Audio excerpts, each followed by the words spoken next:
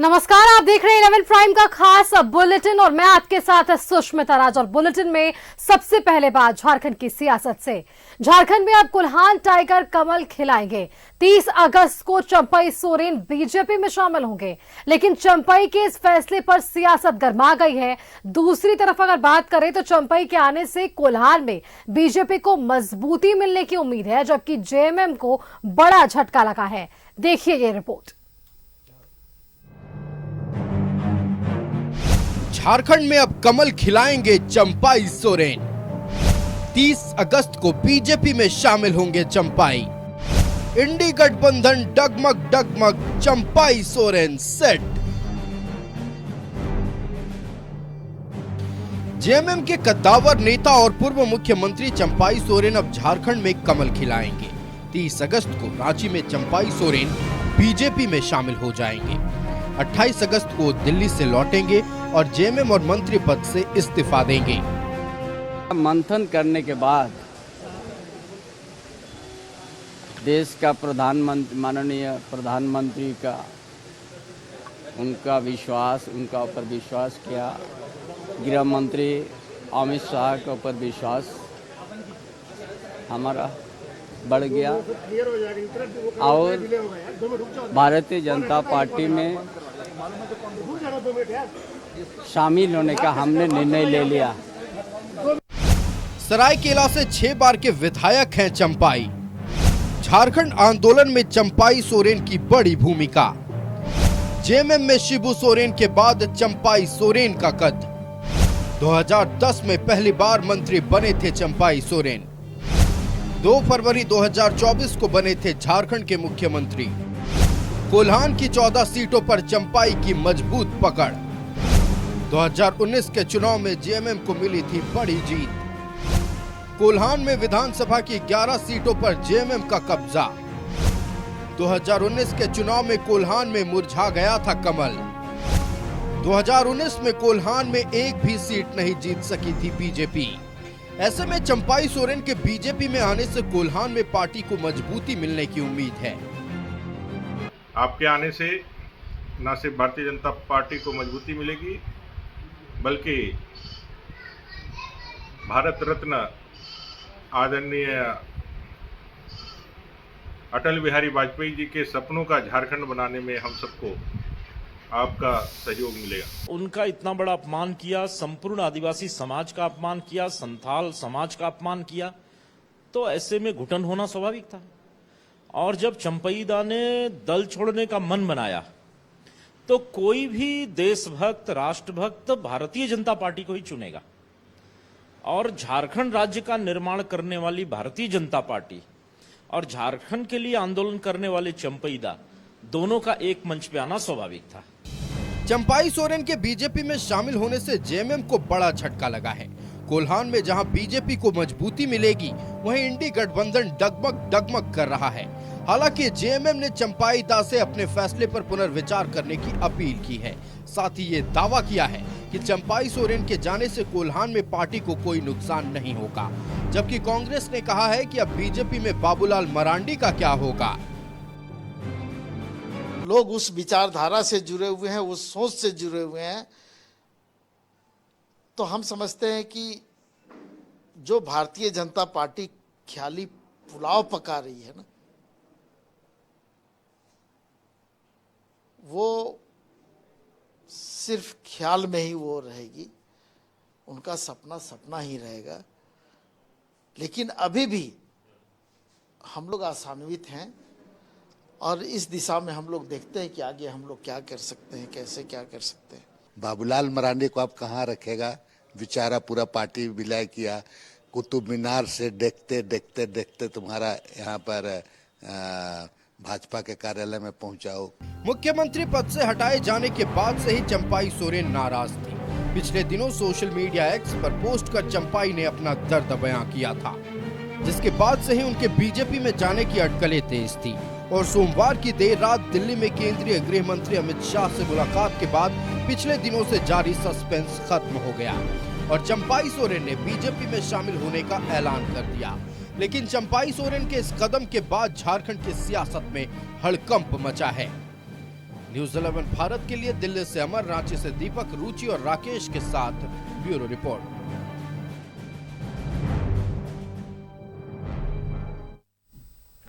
Jharkhand BJP के अध्यक्ष बाबूलाल मरांडी ने प्रधानमंत्री नरेंद्र मोदी से मुलाकात की है और मुलाकात के बाद न्यूज 11 भारत से खास बातचीत में बाबूलाल मरांडी ने कहा कि पीएम से मुलाकात कर उन्होंने राज्य में बन रहे नए राजनीतिक समीकरण से उन्हें अवगत कराया है। साथ ही बाबूलाल मरांडी ने यह भी कहा कि चंपई सोरेन के बीजेपी में आने से कोल्हान में बीजेपी अच्छा प्रदर्शन करेगी। इन्हीं तमाम मामलों पर बाबूलाल मरांडी से खास बातचीत की हमारे दिल्ली से संवाददाता आमद ने।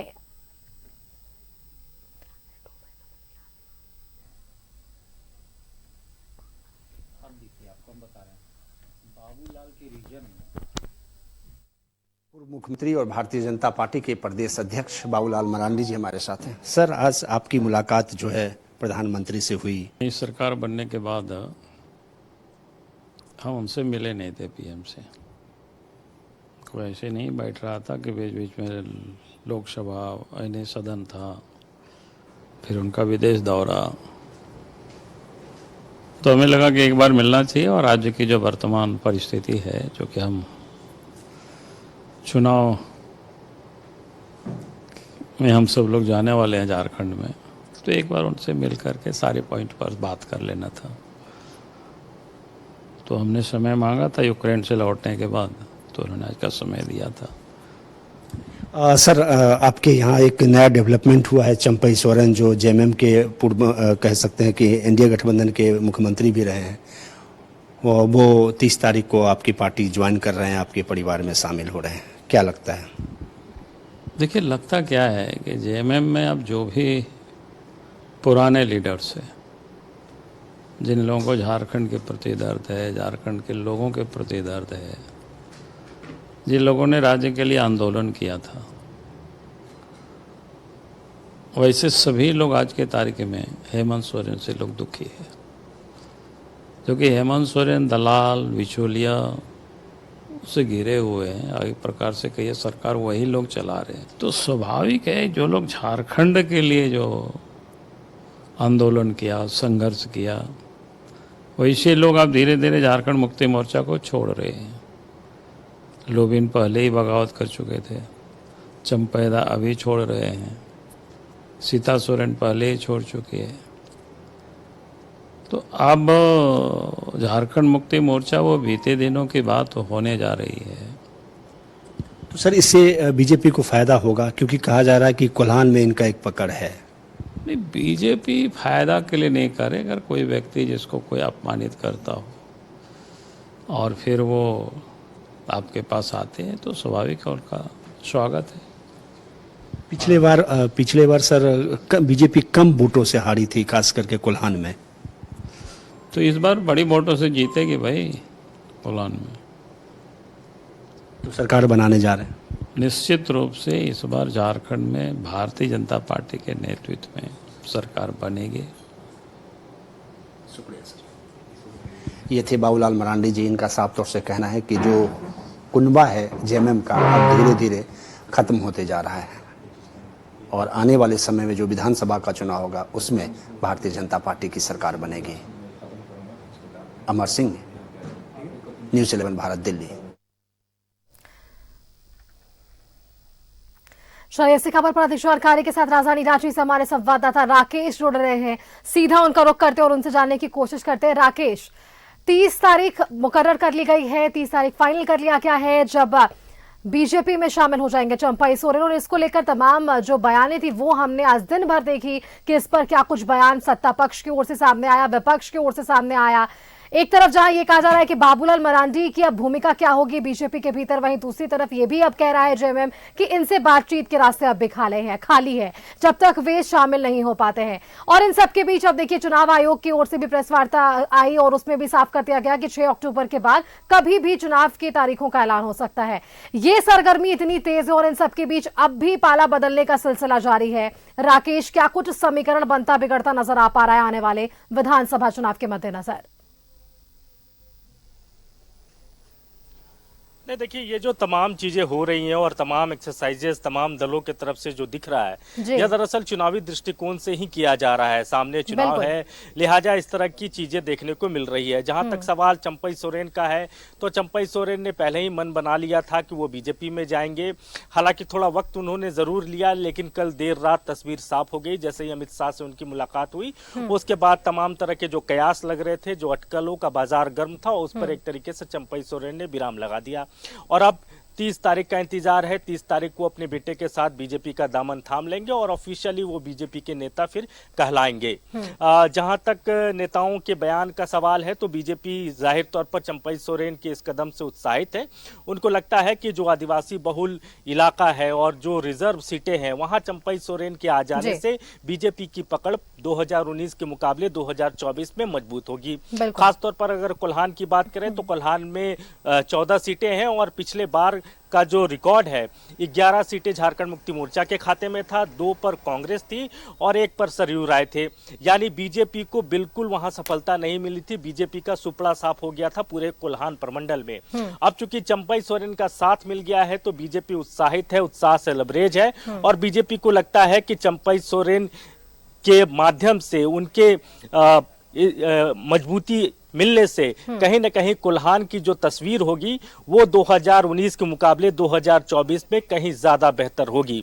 दूसरी तरफ झारखंड मुक्ति मोर्चा की अगर बात करें, तो झारखंड मुक्ति मोर्चा देखिए बहुत सधा हुआ अंदाज में अभी भी चंपई सोरेन को लेकर बयान दे रहा है। उनके किसी भी नेता का बयान आपने नहीं सुना होगा जो चंपई सोरेन के खिलाफ बातें हो रही हो।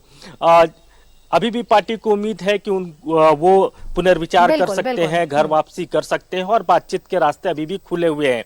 जो पार्टी के केंद्रीय महासचिव हैं विनोद पांडे, उनसे जब बातचीत हो रही थी, तो उन्होंने ये कहा कि उन्होंने चंपई सोरेन से अपील किया कि देखिए पुनर्विचार कीजिए, पार्टी को आपकी जरूरत है, आप पार्टी के स्तंभ रहे हैं, गुरुजी के बाद दूसरे बड़े नेता हैं आप, लिहाजा ऐसे समय में पार्टी को आपकी जरूरत है, तो आप पुनर्विचार करें, रास्ते अभी भी खुले हुए हैं, बातचीत के से तमाम मसलों का समाधान हो सकता है। तो जेएमएम की अपनी राय है। दूसरी तरफ आज आपने देखा होगा कि मुख्यमंत्री आज दुमका में थे और वहां जब पत्रकारों ने उनसे ये सवाल पूछा, तो उन्होंने कहा कि राज्य की जनता, राज्य के युवा और यहाँ की महिलाएं तय करेंगे कि मैंने क्या सही किया, क्या गलत किया।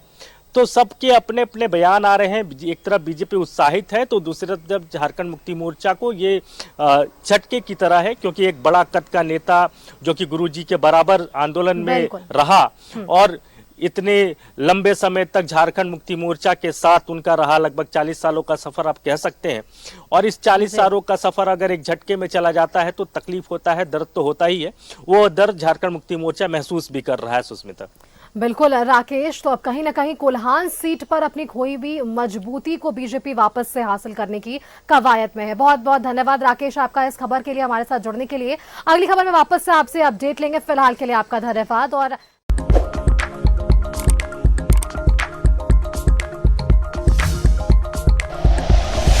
Like and share videos, subscribe करें हमारा चैनल और प्रेस करें बेल आइकॉन। न्यूज़ 11 भारत, सच है तो दिखेगा।